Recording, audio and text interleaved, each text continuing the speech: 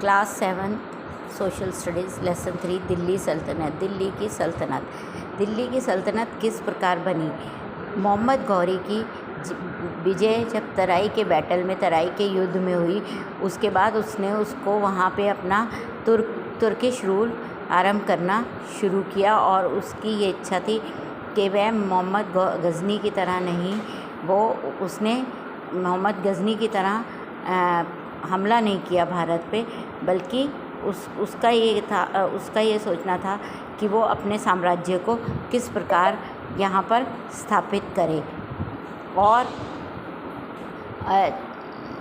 उस पर थोड़े ही समय के पश्चात उसकी मृत्यु हो गई, जब वो खोखर्स का विद्रोह पंजाब में दबाने गया हुआ था। और इस तरह से दिल्ली सल्तनत जो थी वो उसके द्वारा ढूंढी ज़रूर गई, पर वो कई साल तक यहाँ पर सेंटर ऑफ पॉलिटिकल इवेंट्स बने रहे, घटनाएं घटती रही। इसके बाद हमारे पास ये सोर्स कहाँ से मिले हैं हमें, जो हमारे बाहर से आए हुए स्कॉलर्स और ट्रैवलर्स थे, यात्री थे, इब्न बतूता, मार्को पोलो और अफांसी जो थे, वो ग्रेट डील ऑफ इंफॉर्मेशन उनके पास थी। उन्होंने हिस्ट्री में अपनी तारीख और पर्शियन लैंग्वेज को वहाँ पे अपने साम्राज्य की भाषा बनाया। और इस प्रकार हम देखते हैं फिर शुरू हुई स्लेव डायनेस्टी यानी ग़ुलामों की सल्तनत। कुतुबुद्दीन अहमद 1206 में उन्होंने आके मोहम्मद गौरी को हरा के उसको अपने राज्य में मिला लिया और कुतुबुद्दीन ने एक आज़ाद साम्राज्य बनाकर उसको आगे चलाना शुरू किया। कुतुबुद्दीन अहमद के बाद अल्तमश आया और उसने धीरे धीरे वहाँ पे अपनी नई सल्तनत को स्थापित किया और उसने उसको बढ़ाकर बंगाल तक ले गया। अल्तमश के बहुत सारे बेटे थे, पर उसमें से कोई भी उसके बराबर समझदार या सफल राजा ना बन पाया। इसके बाद आई रज़िया सुल्तान का राज्य बहुत छोटा रहा, क्योंकि उसके राज्य में इतनी प्रॉब्लम्स थी। जब उसने राज्य संभाला तो उस समय इतनी प्रॉब्लम्स थी और उसके ही जो मंत्री थे वो उसके अगेंस्ट हो गए थे। और उसकी रज़िया की डेथ के बाद बलबन आया वहाँ पे राज्य करने। उसके बाद गियाजुद्दीन अहमद और बलबन ने मिलकर भारत पर राज्य किया। इसके बाद आई 1290 में खिलजी डायनेस्टी में ज़्यादातर वो अपने विद्रोहों को दबाने में ही लगे रहे। इसके बाद अलाउद्दीन खिलजी जो था, यहाँ पे इसने अपना राज्य शुरू किया दिल्ली की सल्तनत पे, और वो बहुत ही ज़्यादा श्रूर यानी बहुत चालाक और क्रूर राजा था। अलाउद्दीन खिलजी जो था उसने मालवा को अपने अंडर किया, रणथंभौर, चित्तौड़ और जालौर राजस्थान में। 1306 ईस्वी में मलिक काफूर, उसका जनरल मंत्री जो था, सेनापति मलिक काफूर था, देवगिरी को उसने आसानी से हरा दिया। अलाउद्दीन जो था वो इन सारी टेरिटरीज़ को डायरेक्ट कंट्रोल में नहीं कर पाया। अलाउद्दीन खिलजी अपनी नोबिलिटी के अंडर उसने जो कंट्रोल किया वो एक्सेसिव इंटेलिजेंस, उसमें लोगों का बहुत ज़्यादा दबाव था और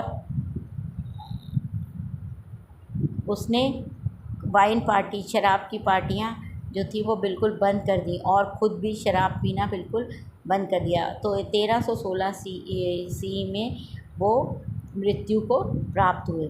और उस समय तुगलक डायनेस्टी जो थी वो समझ में आई। आगे उन्होंने गद्दी संभाली और जो करीब 100 साल चली। इसमें मोहम्मद बिन तुगलक, फ़िरोज़ शाह तुगलक का नाम मेन रूप से आता है। मोहम्मद बिन तुगलक जो था वो बहुत पावरफुल राजा था। और इब्न बतूता मोरक्कन ट्रैवलर जो है उसने बहुत सारी इन्फॉर्मेशन इनके राज्य के बारे में हमें दी है।